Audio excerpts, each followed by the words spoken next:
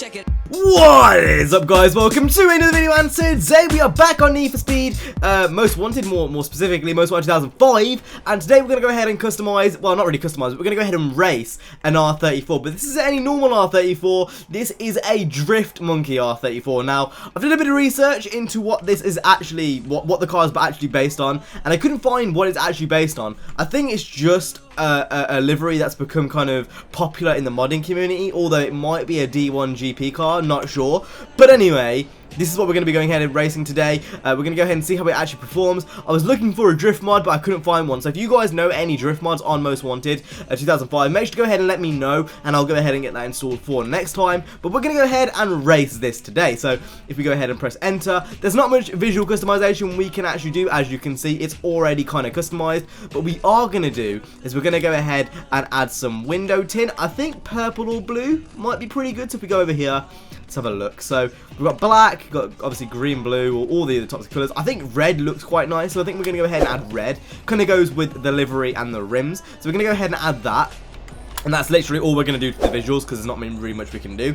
If we go around the car, you can see it looks pretty awesome. It's got a 2JZ license plate on the back, so that makes me assume that it's got a 2J in either in the sounds or in real life. I don't really know. And obviously it's got the T37s with that monkey livery on the side, which looks pretty goddamn awesome too. Now obviously we're going to go ahead and max out the performance, so we're just going to go ahead and press 2 and max that out. We're not going to bother with the junkman parts for now, and that is literally it. That's what the car is. We're going to go ahead and take it into a race and see how it performs. So hopefully it performs well. I mean, I don't know. I haven't really got any expectations. It might just perform about how, like how the car it replaced did. I'm not really sure because it didn't really outline it in the mod description. So I guess we'll see how this goes. Hopefully it does well. And yeah, let's do this. Okay, so here we go. Now, I did read the mod description whilst I was waiting for it to load and stuff, and it is a 2JZ based R34, which is pretty goddamn cool. But anyway, we're going to go ahead and race this and see what this is like. Now, immediately, that sounds different. I've just took a second to listen to it there, and that immediately sounds different to what any car in this game sounds like. I don't know, that kind of sounds like a 2J. Okay, so that's kind of interesting. It actually genuinely does kind of sound like a 2J. So, I mean, that's a thumbs up for the mod, I guess. If you want to go ahead and download this mod, the link will be down in the description as usual. And we are playing, I believe, on the Hastings circuit with 2 laps on. It's a ridiculously long race, that's why I picked it. And obviously doing 2 laps on it. And I'm just going to go ahead and talk about the mod for a bit, talk about the R34, because this thing is absolutely insane. I wasn't expecting this mod to be as good as it is. I mean, the fact it sounds like an actual 2J, pretty goddamn insane. I've obviously got a few mods on Need for Speed, as you can most likely tell. It kind of looks a bit different, it's widescreen and stuff. I think I've basically messed around with Most Wanted enough to have loads of mods on it at this point, and almost all the cars have been modded, I think. At least some of the lower end cars. And I've got to say, this is one of the best mods I've actually had, to be honest. Alongside the RWB mod was quite good. And there's a few of the mods which have been really, really good. But this is definitely up there. Just the sound of that 2J, I'm really genuinely shocked. Now, one thing which I'm kind of confused about is where this whole Drift Monkey thing came from. Oh my god! Okay, but yeah, where's this Drift Monkey thing come from? Because I can't work it out. So if anyone in the comments knows, any of you guys know what this Drift Monkey bullshit's about, let me know. I'm assuming it's got to be a D1 GP car. It has to be, and I just haven't found it. Like, I was googling it and I couldn't find anything. It has to be a D1 GP car. So if you guys know, let me know.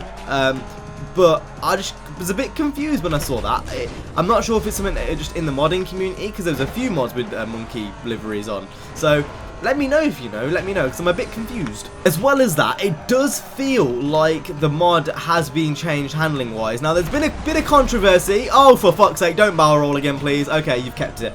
Yeah, there's been a bit of controversy in the comments in the past few videos regarding whether these cars actually do have handling mods. I genuinely think this does have a handling mod, because it feels like an all-wheel drive car, unlike a lot of other cars in Need for Speed Most Wanted, where you can just kind of drift it if you pull the handbrake. But on this, you can't really do that. You can't pull the e-brake and drift. It's just kind of stays planted, which a four-wheel drive car would.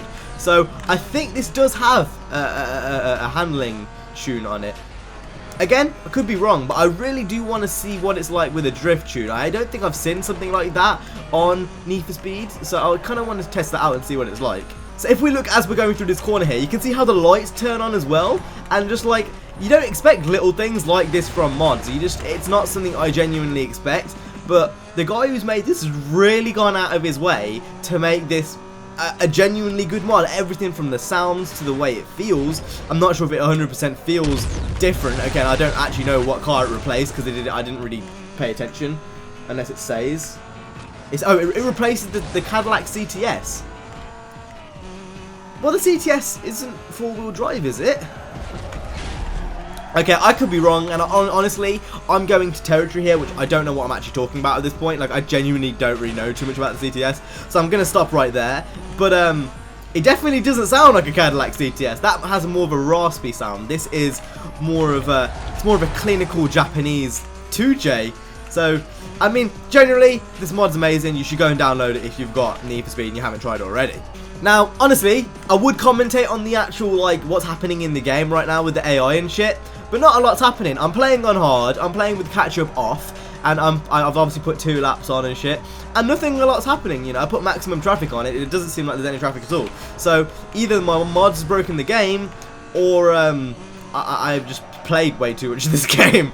One thing I do kind of want to try out is getting a drift on, so we're going to go ahead and slap that into there. Ooh!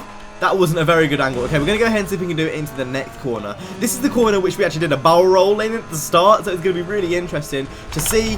Flick that in. Oh, it takes a while to learn how to flick it in with the speed breaker. I reckon if you gave me a bit of practice, I could probably do it. And with that being said, someone's actually managed to catch up with us from behind, so that's interesting. I do feel like most 1005, it was really hard just to drift. I mean, obviously in Underground 2 you had the mode to drift, so it wasn't too much of an issue, and obviously in Underground you had the mode to drift.